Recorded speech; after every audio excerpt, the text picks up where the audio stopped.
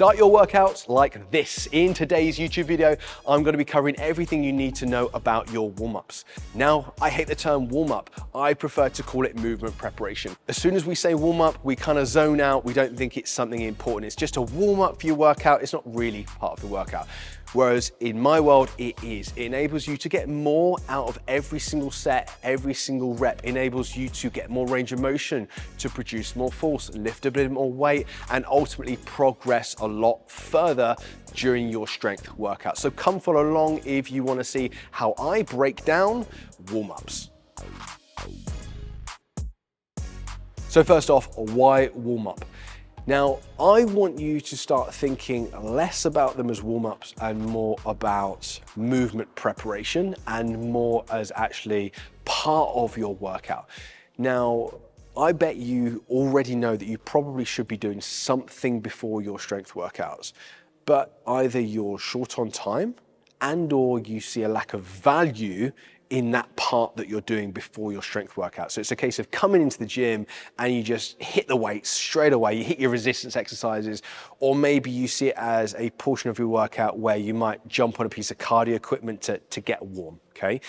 Now, I'm gonna break things down for you how we format things at EPT Lab so you get the most out of your movement preparation, which allows you to get the most out of your workouts and improve over time. Better longevity, less joint pain, and ultimately to progress you a little bit faster. So we like to break things down. There's loads of ways you can break things down, okay? But this is a really simple way we like to break things down. It's simply MAPS, okay?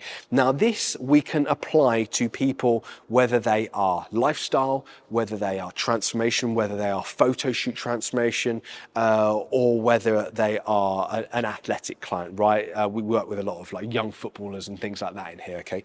So mobilize, first off, the M, mobilize. Now, we won't go into the details, but there are certain joints that tend to need a little bit more mobility in them. There are certain joints that need a little bit more stability provided to them. So this is our opportunity to improve range of motion in those joints that we see that need a little bit more mobility given to them. So some common ones that we see is ankle dorsiflexion mobility. A lot of people just don't really have it. Hip internal external rotation. We see a lot of clients with lack of, especially more internal rotation. We see a lot of kind of T-spine stuff. We see a lot of kind of that thoracic spine, lack of extension, lack of rotation, lack of shoulder range of motion as well. So this is our opportunity to work on those things. And in just a minute in this video, we're going to be going through certain exercises. I might just show you one or two, but to give you an idea.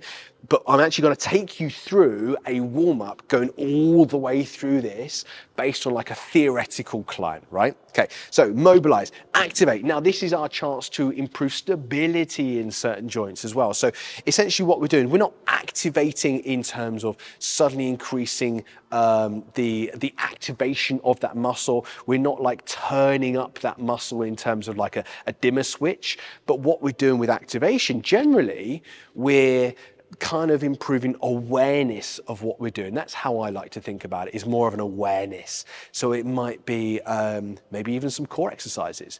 It might be some like dead bug variations, some leg lowers, all things like that. It might even be like single leg RDLs just with body weight, just to improve awareness of what's going on and proprioception at the same time. We're not magically switching on muscles. That's just not how they work, but we are kind of encouraging them just to work a little bit better and just to provide a little bit more stability around those joints and ultimately to affect our workout a little bit later on. Now this section here really depends on the person that's in front of you. You might do more or less of this, but I think this is one of the most underrated things when it comes to warm-ups or mobility, movement preparation stuff, is this part here. Now this depends on who you're seeing, okay? Now prime, all we're doing really here is, I think of it like a mental switch on as well as a physical switch on, okay? Now, if you've taken a deep dive into research, it will talk about like post-activation potentiation. Essentially what happens is we're improving the muscle's ability to produce force. So what we're doing here is allowing you to get more out of your workout, potentially allow you to lift a little bit more weight, but also we can use this section of your warm-up to improve your power. Now, you don't have to be an athlete to improve your power. The thing that declines quickest as we get older is velocity. It's the speed at which you do things. So if you imagine here, I've got a 60-year-old client, right? One of the main things we need to work on with them is their ability just to move a little bit quicker. It might be just simple, like pogo hops in one place. It might be jumping jacks. It might be intervals with a skipping rope. So not using a skipping rope as like conditioning work, but just using it as a way to get organized and just to get some foot contacts through the floor, just improve velocity, improve the muscle's ability to be elastic in those positions, okay? So that's that section there, and that depends on the client and what we're doing. If you're an athlete, this section here could be some plyometric drills, right? It could be some intense plyometric drills, and that would lead into the next phase, okay? But if you're someone that's just doing stuff yourself, this overall format here is just a good something to kind of follow through. You can spend more or less time on each section depending on what your individual needs are. And then S, that's the strength, okay? Now this is the stuff that I already know you see the value in. If you're watching this video, you're already sold on the benefits of strength training, so we don't need to go over that. And obviously there are plenty of videos that I've done in the past on strength training, and that's ultimately what we're in EPT Lab for, right? We're doing strength training. But your first, say 5, 10, 15 minutes, whatever, which is your movement prep, is part of your workout, but it's flowing into your strength. So that's the main thing today. I'm gonna dive into some of the exercises that we can do in each section just to give you a little bit better idea as to what this actually looks like in practice. But main thing, make sure you are doing your movement preparation. If you want help with that, obviously you can reach out and we can put some stuff together. If you want extra help, then obviously get in touch with us and we can chat about how we can work together here at EPT Lab. So I'm just going to give you a few examples of some of my favorite mobility exercises right now that always just seem to kind of come back into people's training programs because I love them so much and I see some really quick improvements from them. But just to give you some ideas as to what each section looks like. So mobility, okay? So T-spine, right? So I quite like a T-spine extension, okay? Most people I see are sat like this, really closed off. Their thoracic extension is kind of a little bit jacked up. So just below the shoulder blades here, what I like to do with this one is chin tucked and hands almost just pulling that head forwards because we're trying not to get too much in that cervical spine here. We're tucked forwards, and all I'm gonna do is try and kind of segment that thoracic and just wrap myself around that foam roller, almost use it like a little bit of a pivot point. So I'm getting as much extension as I can without reaching down here, okay? Because that's coming from somewhere else. Whereas if I'm just here using that as my pivot point, I'm actually working on that T-spine. I might come up a little bit higher, working on the same thing. I might come down a little bit lower, just work on that same position. Again, trying to keep my chin tucked as I'm doing that, and also trying to keep my core engaged because I don't want to kind of compensate with that lumbar as well, okay? So that's extension, a little bit of rotation now, okay? So again, I might go straight from that foam roller. You can use an AirX balance pad if you want to with your clients. So you can go here. So that just keeps the neck in a slightly nicer position. So almost like a sideline recovery position. Bottom hand goes on top of that knee. That knee's at 90, so I'm locking that in place. And all I'm gonna do is rotate around diagonally, trying to get my hand as close towards the floor as I can, okay? So what I quite like to do as well is almost kind of push this shoulder in towards the floor as I'm rotating around. So I'm pushing that shoulder in towards the floor, I'm rotating around, and then coming back. And wherever my hand goes, my head is gonna follow around with it, just to allow a little bit more rotation. Now, what I see with people, if I do this, and I sometimes use this as like a bit of an assessment, I'll see people going to here, okay? So just by doing a simple like mobility movement, I'm actually assessing at the same time. So obviously I know that if you're here, that we need to work on this to gradually get you a little bit deeper towards the floor over time, okay? So those are two mobility exercises for thoracic. Obviously there's loads and loads of things you can do in this section of your workout.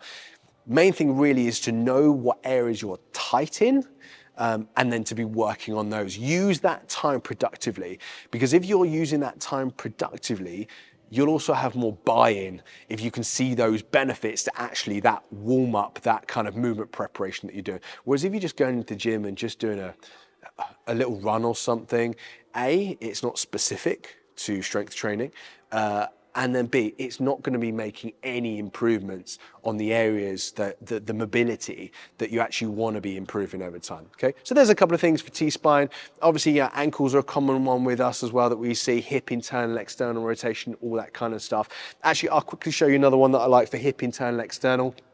So what you can do, nice and easy, that most people can do, you can just simply drop into this position, get your feet as wide as you can down on the floor, keeping that rib cage down, and you're just going to allow that knee just to drop in, right? Super easy movement. Anyone can do this, right?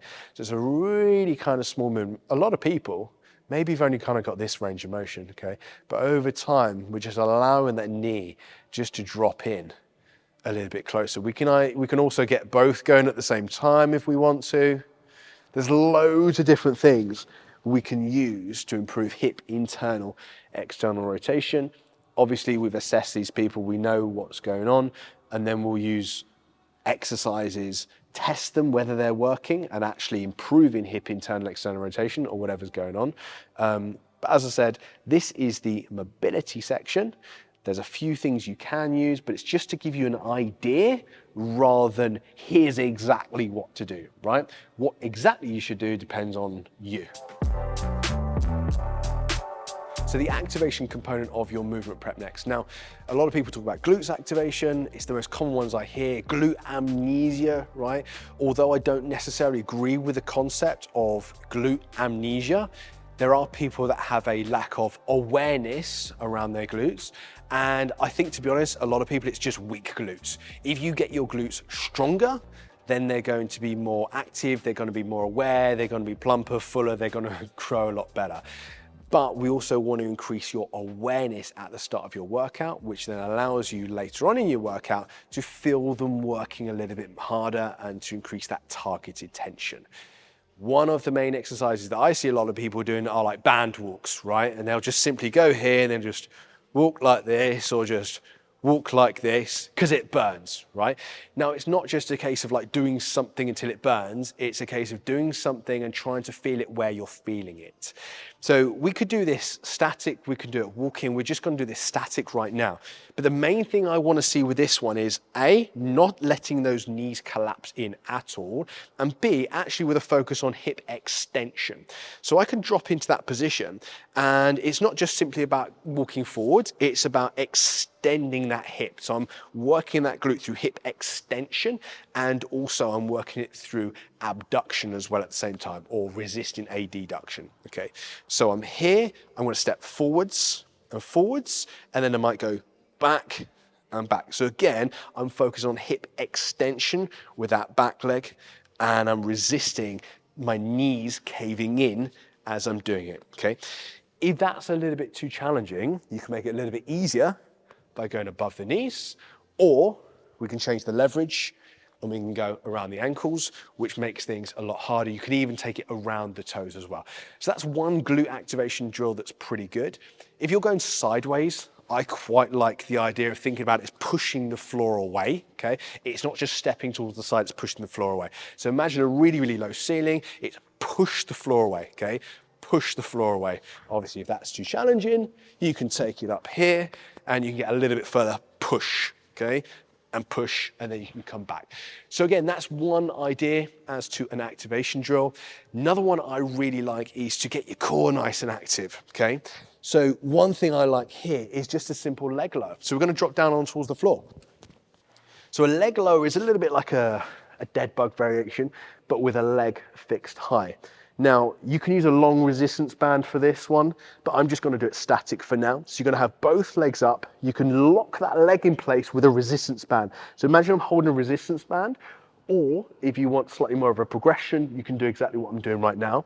Lower back in towards the floor, and I kind of quite like those shoulder blades to lift off the floor just very, very slightly. So you're in that dead bug position, or you're holding that band, and all you're gonna do is lower that leg down towards the floor, getting as long as you possibly can, whilst not enabling that spine to lift off the floor, okay? So you're here, you're just lowering and up, and you can either alternate this one, or you could just keep it on one side. So we're getting a little bit of length through those hamstrings. And it might be your hamstrings that are stopping you from getting so high, but it's actually your core strength because of basically how your hamstrings and your core work together and how your kind of pelvis is aligned based on what your hamstrings and your core are doing as well. So we're getting a lot of activation in your core, but also we're kind of covering mobility all at the same time there. So that's a nice bang for your buck one for core. So that's our activation section. With this one, I quite like single leg RDL variations, single leg deadlift variations, because we're about, as I said, kind of improving that joint strength as well as kind of covering range of motion at the same time and kind of layering in from the exercises that we've previously done. But again, context is key. There's loads of different scenarios here. I'm just giving you some ideas as to what these exercises in each category look like. So we've done mobility, we've done activation. Now we're moving on to prime / potentiate / power, depending on where you're at and what your goals are. So in the prime / potentiate / power section, it depends on where you're at, what your goals are. So if you're someone who is, let's say you're a powerlifter, right? Your potentiation or your primer might actually be you say doing a squat, right, with explosiveness. So this doesn't necessarily have to be like part of this. It can kind of transition into your strength. If you're focused on developing power right now, then that automatically is kind of part of your workout, whether you see it as part of your movement prep or part of the main part of your workout. That's completely up to you, but it kind of transitions nicely into each. But let's say we're with Gen Pop right now, okay?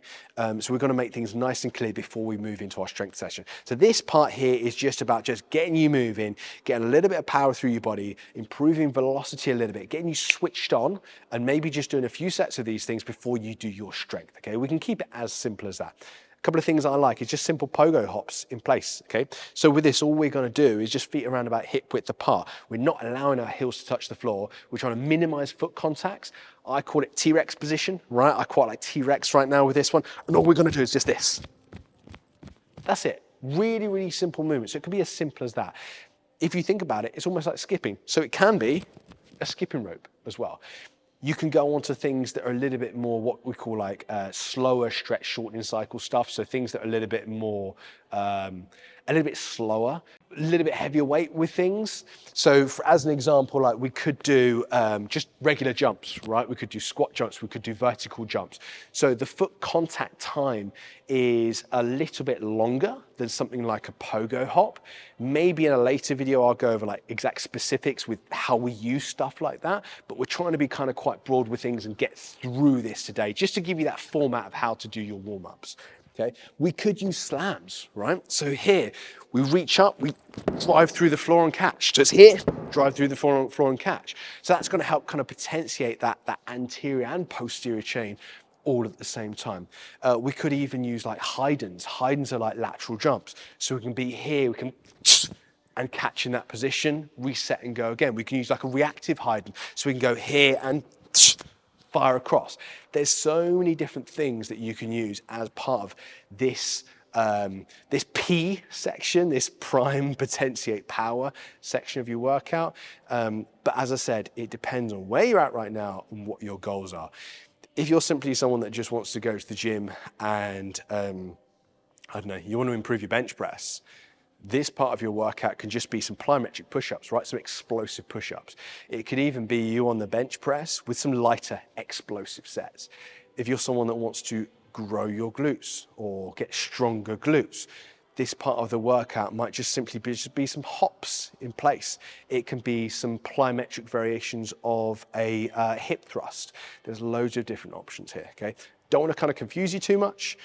This video, we're trying to aim at everyone that kind of just wants a good format and doesn't necessarily want to sweat the small stuff. This is what, as coaches, we prefer to do. Hopefully, I've not done something that I always do, which is like waffle on and go off on tangents. It's really, really hard to do videos like this where it's like quite a broad subject. I'm normally the person that goes deep into something, but we're trying these videos out just to see how you like them. If you want me to go like deeper in on a subject, and really cover like the mobility part, the activation part, the science, the theory, exact exercises for each body part, we can do that. Maybe just drop a comment in the caption below and we can do that at a later date. But let's keep things quite broad for now, okay? Hopefully you have enjoyed today's YouTube. Let me know if you have any questions or comments below.